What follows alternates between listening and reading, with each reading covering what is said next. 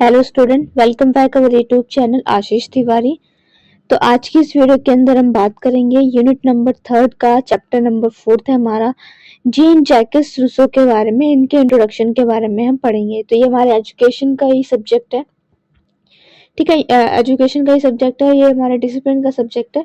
इसकी unit number 3 के 4 chapter को कवर कर वीडियो के अंदर हमने इसके 3rd चैप्टर को कवर किया था। जिसने वीडियो नहीं देखी है जाकर सबसे पहले आप लोग वो वीडियोस देख लीजिएगा, ठीक है। डेली अपडेट्स के लिए आप हमारा व्हाट्सएप चैनल ज्वाइन कर सकते हैं, जिसकी लिंक आपको डिस्क्रिप्शन बॉक्स में दी गई है। वहां से जाकर आप लोग ज्वाइन कर लीजिए। और कोई इस चैनल पे फर्स्ट टाइम विजिट कर रहा है तो चैनल को सब्सक्राइब कर लीजिए, इससे आने वाली वीडियोस की अपडेट आपको टाइम टू टाइम मिल सके। चलिए स्टार्ट करते हैं। तो हमारा यूनिट नंबर 3 है ये किसके बारे में हम बात करेंगे। तो इसके अंदर हम बात करेंगे जीन्स जैकस रूसो के बारे में। तो सबसे पहले इनका परिचय देख लेते हैं कि जीन जैकस जो रूसो है 1712 से 1778 was a French philosopher, writer and educational thinker रह चुके हैं। इनका जो टाइम पीरियड है वो 1712 से 1778 का है। तो ये एक फ्रेंच फिलोसोफर भी हैं और राइटर एंड एजुकेशन थिंकर भी रह चुके हैं। तो he is considered one of the most influential figures of the modern education.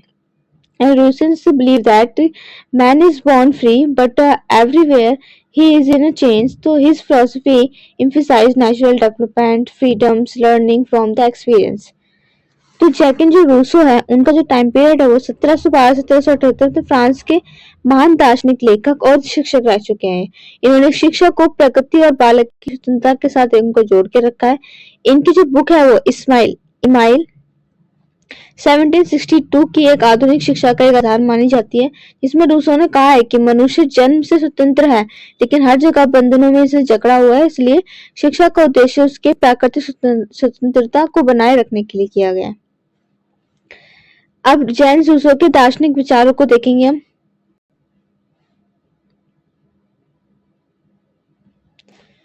तो रूसियन फिलोसफिकल इनके आइडियाज के बारे में समझेंगे, जिसके अंदर हम सबसे पहला पॉइंट है हमारा सपोर्टर ऑफ नेचुरलिज्म के बारे में। तो Rousseau is regard as the strongest advocate of the naturalism in the education. तो जीन जैकस रूसो के दार्शनिक विचार है। फर्स्ट टॉपिक हमारा प्रगतिवाद के समर्थक रूसो के बारे में। तो जो रूसो है वो प्रगतिवाद के सबसे बड़े समर्थक माने जाते हैं,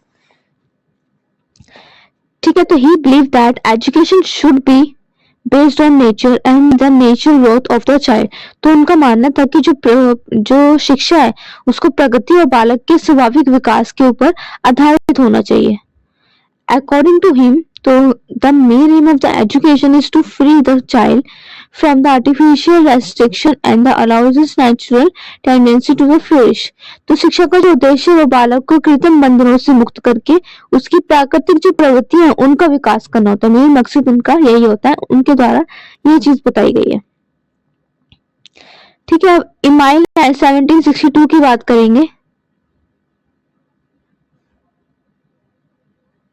क्या है कि जो रूसो जो बुक थी जो email outline is philosophy of the education, तो उन्होंने अपनी पुस्तक के अंदर बताया, इसका नाम इमाइल है, जो 1762 में हुई है। इसके शिक्षा प्रदर्शन की एक आधारशिलता है। In this book he describe the educational journey of the fictional boy email. तो इन्होंने उसमें एक काल्पनिक बालक जो इमाइल है उसकी शिक्षा यात्रा का भी वर्णन किया अपनी इस बुक के अंदर। तो the key ideas that education should follow the child needs and the stage of the development, not impose structure। तो पुस्तक का जो मुख्य संदेश है वो ये है कि शिक्षा जो है बालक की प्राकृतिक आवश्यकता और उसके विकास की गति के अनुसार होनी चाहिए,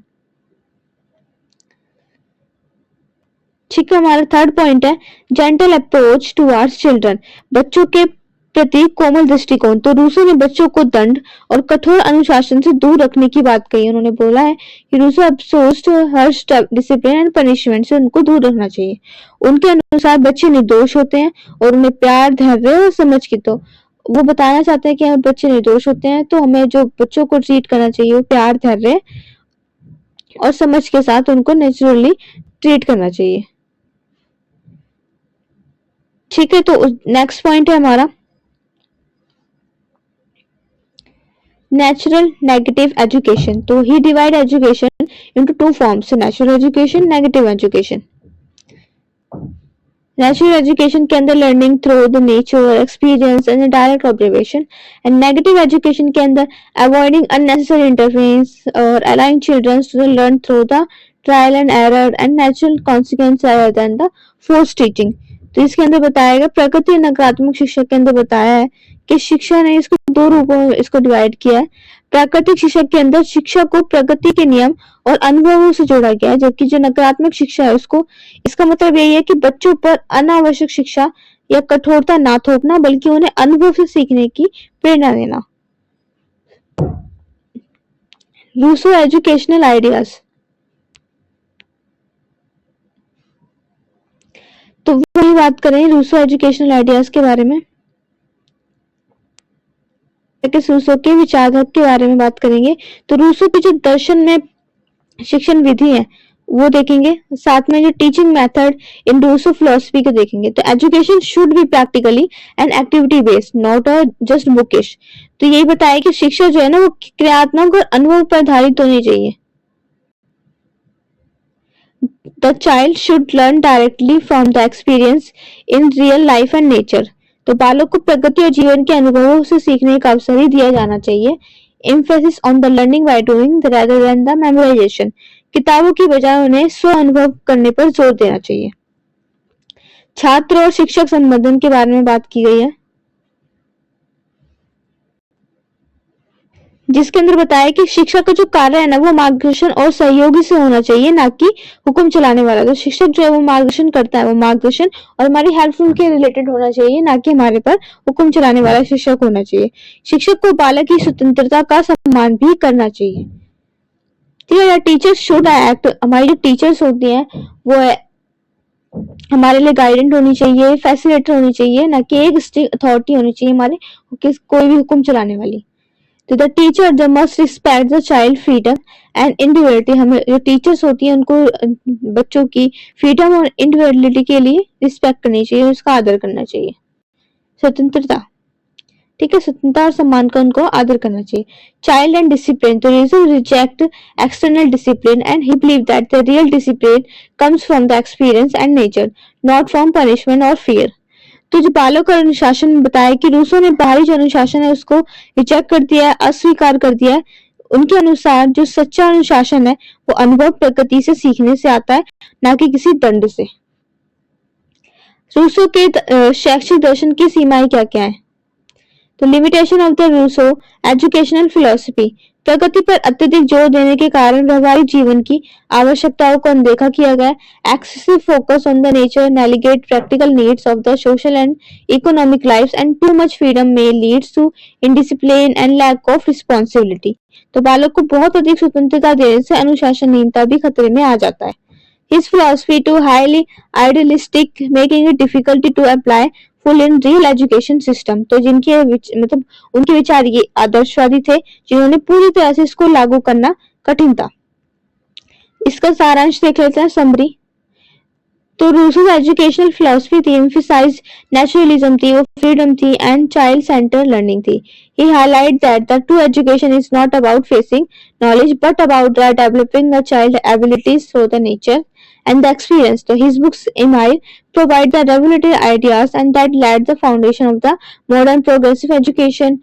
Despite limitation, raised humanized education and made in moral, practical, natural and child focus।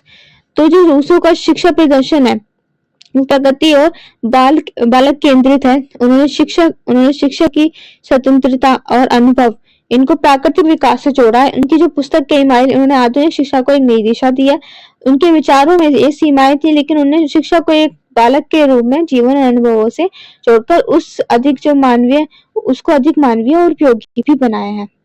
ठीक है, तो आई होप आप लोगों को चैप्टर समझ में आ गया होगा। किसी का कोई डाउट है तो आप कमेंट सेक्शन में पूछ सकते हैं या फिर इंस्टाग्राम पेज पे फॉलो करके आप लोग पूछ सकते हैं।